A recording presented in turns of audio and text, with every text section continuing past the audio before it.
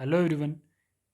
ये एवोल्यूशंस का second part है बेटा। जैसे हम लोग पहले बात कर रहे थे कि एम्फीडोकल्स पे क्रिटिसाइज करने वाले रेडिस, प्लेंजी एंड लुईस थे। उन्होंने कहा था कि ऐसा नहीं हो सकता है, तो फिर इन्होंने एक्सपेरिमेंट किए। जैसे हमारे पास थ्योरी ऑफ स्पॉन्टेनियस क्रिएशंस हमने कर लिया। जैसे हमारे पास theory of biogenesis given by the Redi, Plenji and Louis Pasteur. इन तीनों ने थ्योरी ऑफ बायोजेनेसिस दी। कहने का मतलब है कि थ्योरी ऑफ बायोजेनेसिस का मतलब होता है bio means life, genesis mean formation. ठीक है। Life came from pre existing life, मतलब जो लाइफ है वो कहीं ना कहीं पुराने ही सेल से, जो सेल्स बनते आ रहे हैं उनमें एवोल्यूशन हुई है, तो लाइफ का फॉर्मेशन हुआ। ऐसा नहीं है कि अभी नए सेल्स बन रहे हैं तब कोई और सेल्स थे, ऐसा कुछ नहीं है, सिर्फ एवोल्यूशन हुई है सेल्स के बीच में। अब इन तीनों ने ही एक्सपेरिमेंट अलग अलग टाइम पे किया था। ऐसा नहीं है कि सब सिमिलर वे पे। एक 17 सेंचुरी में रेडी जो था वो 17 सेंचुरी में कर रहा था, स्प्लेंजी जो था 18 में, और लुईस पास्चर 19 सेंचुरी में अपना एक्सपेरिमेंट परफॉर्म कर रहे थे। सबसे पहले रेडी एक्सपेरिमेंट देख लेते हैं। रेडी ने क्या किया, 3 बीकर्स लिए, है ना, और उन तीनों बीकर्स में स्टीरलाइज्ड मीट डाल दिया जो माइक्रो फ्री हो, हीट करके उसको जर्म फ्री कर दिया, और 3 बीकर्स में डाल दिया रेडी ने। ठीक है ना। एक बीकर को ओपन रख दिया, एक बीकर को नेट लगा दी ऊपर से जाली, और एक बीकर को एयर टाइट कर दिया। ठीक है। अब फाइनली ऐसा 3 डेज के लिए उसने इन बीकर्स को प्लेस कर दिया। अब क्या होता है कि जो ओपन बीकर था, 3 डेज के बाद ओपन बीकर में ये क्या है, बीज वगैरह पड़ रही हैं, उस पर इंसेक्ट बन गए, कीड़े पड़ गए हैं। ठीक है। और जिसमें साइव थी तो उसमें क्या हुआ, नेट से क्या हुआ कि हवा पास हो गई। ठीक है। और उसमें भी क्या हो गया कि जो साइज़ वाली बीज होती हैं वो बाहर रह गई, और जो अंदर थे वो सारे इंसेक्ट पड़ गए उसको। ठीक है। बट एयर टाइट जो था उसमें से हवा पास नहीं हुई, तो अंदर बिल्कुल भी नो साइन ऑफ लाइफ, कोई लाइफ की फॉर्मेशंस नहीं हुई। तो यहाँ से रेडी ने एक्सप्लेन किया कि air is the source of contaminations. Air क्या है, कंटेमिनेशंस का एक सोर्स है। तो यहाँ पर भी कॉस्मोजोइक थ्योरी फॉलो हो रही है, जिसको मॉडर्न थ्योरी बोलते हैं।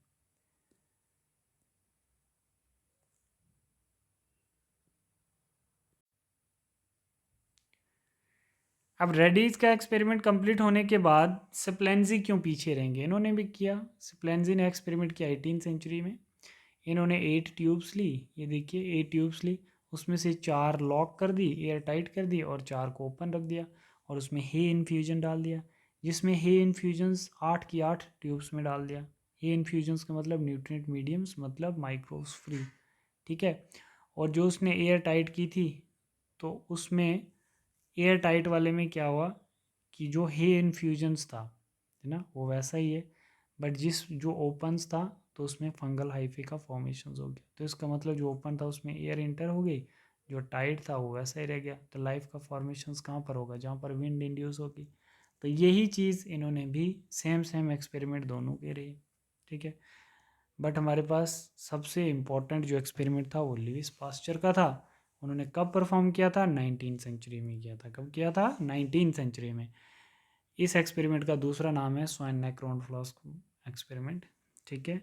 इसमें क्या था, इन्होंने एक फ्लास्क ली थी जिसकी स्वान नेक की तरह फ्लास्क की, मतलब फ्लास्क थी, एक्ट करती है ये एयर फिल्टर का। ठीक है ना। उन्होंने क्या क्या, मानो इसमें भी कोई ये मीडियम्स डाल दिया, ये इन्फ्यूजन्स।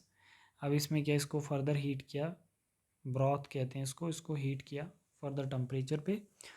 हीट करने के बाद इसमें जितने भी वो डिजीज़ काजिंग एजेंट होंगे वो सब डेड हो गए होंगे, मतलब इन्फेक्टेड फ्री, माइक्रो फ्री कर दिया बॉईल करके। तो अब क्या होगा, जो इसका न्यूट्रिएंट मीडियम्स था वो सेम इधर है, और इसमें क्या हो कि यहाँ से हीट करने के बाद जो मॉलिक्यूल्स निकल के आगे जाने लगे, तो यहाँ पर सीलिंग होना शुरू हो गया, वाटर का कंडेंसेशन होना शुरू हो गया, यहाँ पर सील होना, वेपराइजेशन डिपॉजिट होने शुरू, और जो यहाँ से एयर आ रही थी उसको ब्लॉकेज होना शुरू हो गई, और एयर नहीं पास होने लगी, तो यहाँ पर कोई ग्रोथ नहीं होने लगी। As broth cools condensing water collect ceilings mouth of flask, no growth will be occurs. But एक टाइम क्या किया पास्चर ने कि इस फ्लास्क को ही हटा दिया।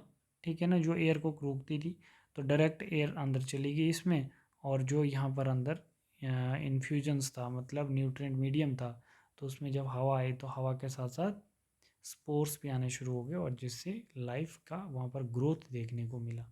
ठीक है ना, ग्रोथ देखने को मिला। If neck is broken outside air can carry microorganisms into broth contaminations. तो यहाँ पर लाइफ का फॉर्मेशंस देखने को मिलने लगा। तो कंक्लूजन क्या है, air is the source of contaminations. Louis Pasteur का भी ये चीज़ें आपने थोड़ी याद रखनी है। बेटा इन तीनों के एक्सपेरिमेंट कंप्लीट हो गए।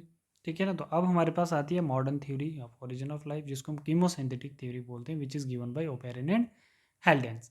मतलब abiogenesis first and biogenesis ever since, मतलब नॉन लिविंग से लिविंग। ए बायोजेंसिस का मतलब नॉन लिविंग एंड बायोजेंसिस का मतलब लिविंग। पहले नॉन लिविंग आया फिर लिविंग और उससे लाइफ की फॉर्मेशन हुई। ठीक है, life comes from non living matter but no it arise from the pre existing life only.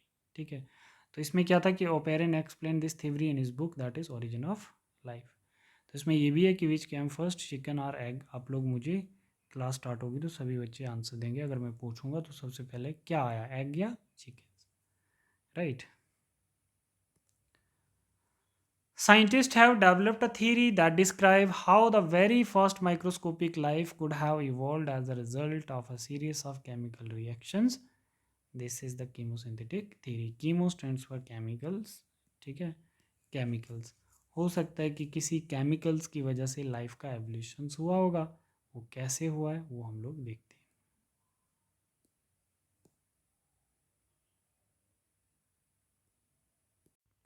सभी बच्चे ये चीज़ देख लें कि प्रिमिटिव अर्थ ऐसी थी तो इस पे लाइफ का ओरिजिन होना कितना संभव था। यहाँ पर आग ही आग थी। ठीक है ना, इतना टेम्परेचर था, अराउंड 6000 डिग्री सेल्सियस टेम्परेचर था।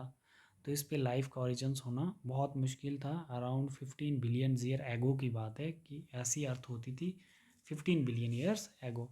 ठीक है, तो अब यहाँ पर हम लोग देखेंगे कि series of chemical reactions, chemosynthetic theory पढ़ रहे हैं।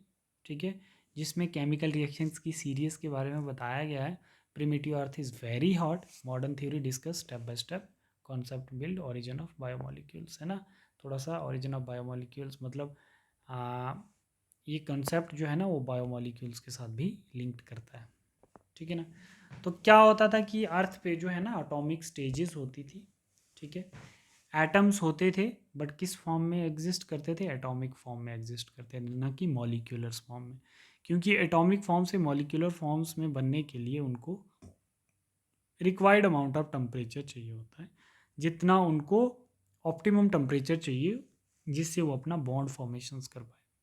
बट हाई टेम्परेचर्स की वजह से जितने भी एलिमेंट्स थे वो एटॉमिक फॉर्म में होते थे, ना कि मॉलिक्यूलर फॉर्म में। तो देख लेते हैं यहाँ पर, देखिए जैसे मॉडर्न थ्योरी में क्या दिया गया था कि एटॉमिक स्टेज क्या होती है, temperature of earth surface 6 degree Celsius, all elements exist in the atomic form only, oxygen hydrogen nitrogen sulphur and carbon. ठीक है ना, जैसे ही टेम्परेचर डिक्रीज हुआ 100 डिग्री सेल्सियस से अबो ही है अभी, बट मॉलिक्यूलर फॉर्म में ये जो एटम्स थे ये चेंज हो गए मॉलिक्यूलर स्टेज में। Temperature of earth fall down वो 100 डिग्री सेल्सियस। तो ये क्या हो गया, ओ थे पहले, ऑक्सीजन ऑक्सीजन, अब ये दोनों आपस में बॉन्ड बना के O2 बना रहे हैं, हाइड्रोजन बॉन्ड बना के H2 बना रहे हैं, नाइट्रोजन बॉन्ड बना के N2 बना रहे हैं।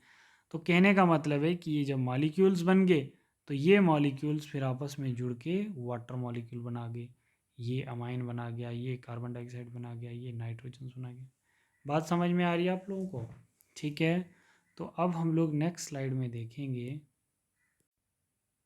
इसमें क्या था बेटा। जैसे देखो मॉलिक्यूल्स जब बनना शुरू हो गए तो सबसे first molecule form steam near 100 degree Celsius.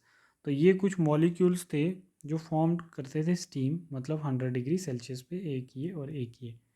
ठीक है ना, तो अब हम लोग नेक्स्ट वीडियो में देखेंगे विच इज़ ये सारे के सारे क्या हैं, ये इनऑर्गेनिक मॉलिक्यूल्स हैं।